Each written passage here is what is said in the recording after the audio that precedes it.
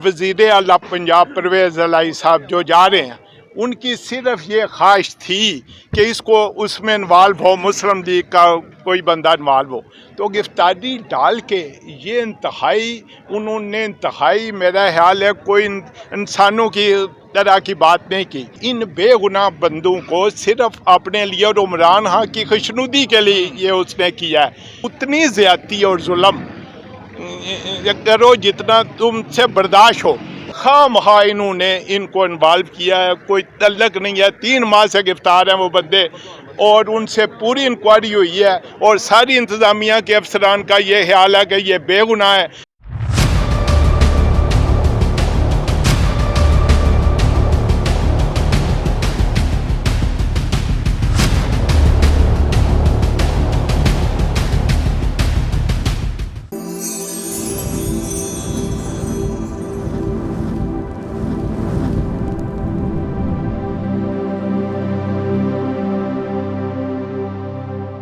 ਪਿਆਰੇ ਵੇਖਣ ਵਾਲਿਓ, ਪਾਕਿਸਤਾਨ ਦੇ ਸਾਬਕ ਵਜ਼ੀਰ ਆਜ਼ਮ ਤੇ ਪਾਕਿਸਤਾਨ ਤਹਿਰੀਕ ਇਨਸਾਫ ਦੇ ਮੁਹਤਰਮ ਚੇਅਰਮੈਨ ਜਨਾਬ ਇਮਰਾਨ ਖਾਨ ਹੋਰਾਂ ਦੇ ਉੱਤੇ ਹੋਣ ਵਾਲੇ ਕਾਤਿਲਾਨਾ ਹਮਲੇ ਦੇ ਮੁਕੱਦਮੇ ਦੀ ਸਮਾਅਤ ਇੰਸਦਾਦੇ ਦਹਿਸ਼ਤਗਰਦੀ ਦੀ ਖਸੂਸੀ ਅਦਾਲਤ ਗੁਜਰਾਂਵਾਲਾ ਦੇ ਵਿੱਚ ਹੋਈ। ਜੁਆਇੰਟ ਇਨਵੈਸਟੀਗੇਸ਼ਨ ਟੀਮ ਨੇ ਖਸੂਸੀ ਅਦਾਲਤ ਦੇ ਰੂਬਰੂ ਸਹੂਲਤਕਾਰ ਸਮੇਤ 3 ਮੁਲਜ਼ਮਾਨ ਨੂੰ ਪੇਸ਼ ਕੀਤਾ ਤੇ ਉਹਨਾਂ ਦੇ ਰਿਮਾਂਡ ਲਈ ਤਕਾਜ਼ਾ ਕੀਤਾ, ਜਦ ਕਿ ਖਸੂਸੀ ਅਦਾਲਤ ਨੇ ਸਹੂਲਤਕਾਰ ਸਮੇਤ 3 ਮੁਲਜ਼ਮਾਨ ਵਕਾਸ, ਆਸਨ ਨਜ਼ੀਰ ਤੇ ਤੈਯਬ ਭੱਟ ਨੂੰ 14 ਰੋਜ਼ਾ ਜੁਡੀਸ਼ਲ ਰਿਮਾਂਡ ਦੇ ਉੱਤੇ ਜੇਲ੍ਹ ਭਿਜਵਾ ਦਿੱਤਾ ਤੇ ਅਦਾਲਤ ਨੇ ਮੁਲਜ਼ਮ ਮੁਦੱਸਰ ਨਜ਼ੀਰ ਨੂੰ 9 ਰੋਜ਼ਾ ਜਿਸਮਾਨੀ ਰਿਮਾਂਡ ਤੇ JIT ਦੇ ਹਵਾਲੇ ਕਰ ਦਿੱਤਾ।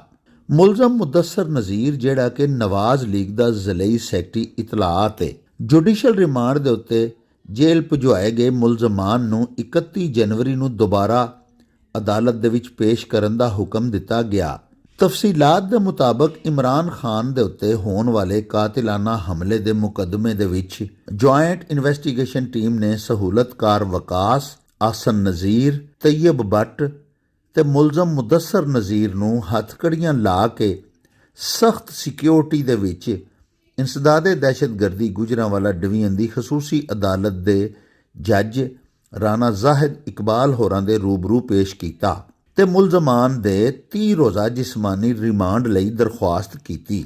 ਸਟੇਟ ਵੱਲੋਂ deputy district public prosecutor Rana Sultan Salahuddin ਨੇ ਦਲਾਇਲ ਦਿੰਦਿਆਂ ਹੋਇਆਂ ਆਖਿਆ ਕਿ 3 ਮੁਲਜ਼ਮਾਨ ਦੇ ਕੋਲੋਂ ਮੋਬਾਈਲ ਫੋਨਸ ਦੀ ਬਰਾਮਦਗੀ ਤੇ ਸਹੂਲਤਕਾਰ ਮੁਲਜ਼ਮ ਵਕਾਸ ਕੋਲੋਂ ਮਜ਼ੀਦ ਤਫਤੀਸ਼ ਕਰਨੀ ਹੈ, ਇਸ ਲਈ ਰਿਮਾਂਡ ਦਿੱਤਾ ਜਾਵੇ। ਅਦਾਲਤ ਦੇ ਰੂਬਰੂ ਮੁਦੱਸਰ ਨਜ਼ੀਰ ਦੇ ਵਕੀਲ ਮੁਸਤਨਸਰ ਗੋਂਦਲ ਹੋਰਾਂ ਨੇ ਜਿਸਮਾਨੀ ਰਿਮਾਂਡ ਦੀ ਮੁਖਾਲਫਤ ਦੇ ਵਿੱਚ ਦਲਾਇਲ ਦਿੱਤੇ। एक इल्ज़ाम लाया जो है आसन और मुदस्सर 2 भाई हैं, उनका इस वाक़या से कोई कंसर नहीं है, बेगुनाह है। उनका सिर्फ वास्ता ये है कि भाई उनमें एक जो है ना वो मुस्लिम लीग का मुदस्सर जो है और पंजाब गवर्नमेंट और वज़ीर आला पंजाब परवेज़ इलाही साहब जो जा रहे हैं, उनकी सिर्फ ये ख्वाहिश थी कि इसको उसमें इन्वॉल्व हो, मुस्लिम लीग का कोई बंदा इन्वॉल्व हो। तो गिरफ्तारी डाल के ये इंतहाई मेरा ख्याल है कोई इंसानों की तरह की बात नहीं की। एक मुलज़म जो है नवीद, उसने एक्सेप्ट किया है कि मैंने फायर मारा है और इन बेगुनाह बंदों को सिर्फ अपने लिए और उमरान खां की खुशनुदी के लिए ये उसने किया है। इंशाअल्लाह ताला ये मैं वज़ीर आला पंजाब को ये ख़ास जो है ना ये कह रहा हूँ कि उतनी ज़्यादती और जुल्म करो जितना तुमसे बर्दाश्त हो।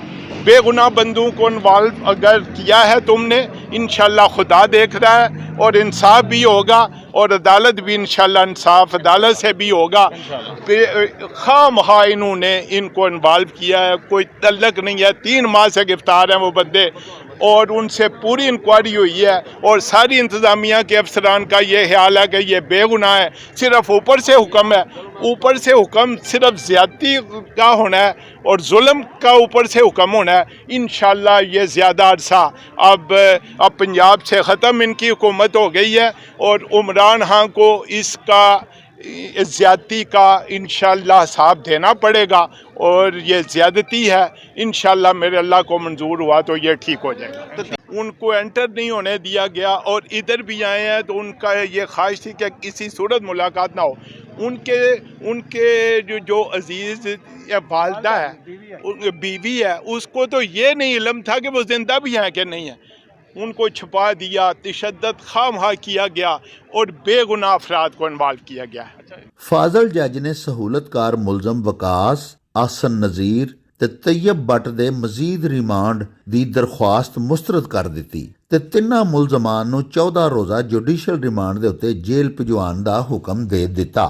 ਫਾਜ਼ਲ ਜੱਜ ਨੇ ਮੁਲਜ਼ਮ ਮੁਦੱਸਰ ਨਜ਼ੀਰ ਦਾ ਮਜ਼ੀਦ 9 ਰੋਜ਼ਾ ਜਿਸਮਾਨੀ ਰਿਮਾਂਡ ਮਨਜ਼ੂਰ ਕਰ ਲਿਆ ਤੇ ਜੁਆਇੰਟ ਇਨਵੈਸਟੀਗੇਸ਼ਨ ਟੀਮ ਨੂੰ ਹੁਕਮ ਦਿੱਤਾ ਕਿ ਮੁਲਜ਼ਮ ਨੂੰ 26 ਜਨਵਰੀ ਨੂੰ ਦੁਬਾਰਾ ਅਦਾਲਤ ਦੇ ਵਿੱਚ ਪੇਸ਼ ਕੀਤਾ ਜਾਏ।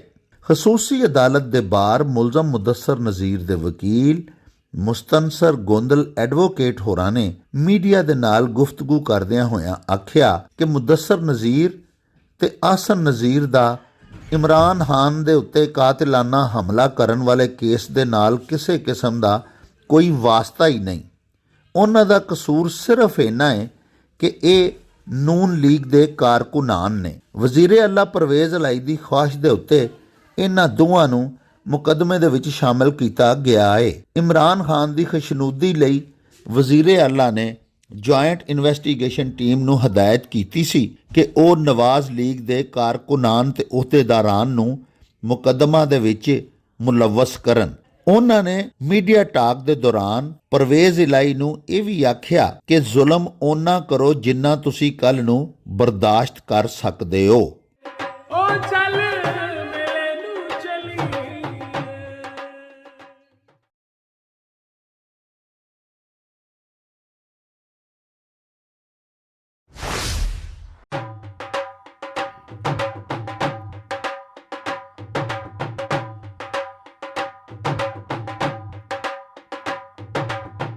रौनक हो जाऊं चट में चल मेले नू चलिए,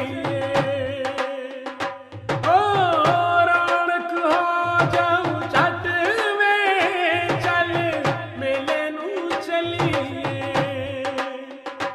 मल्ला कट कुड़ दे बट में चल मेले नू चलिए।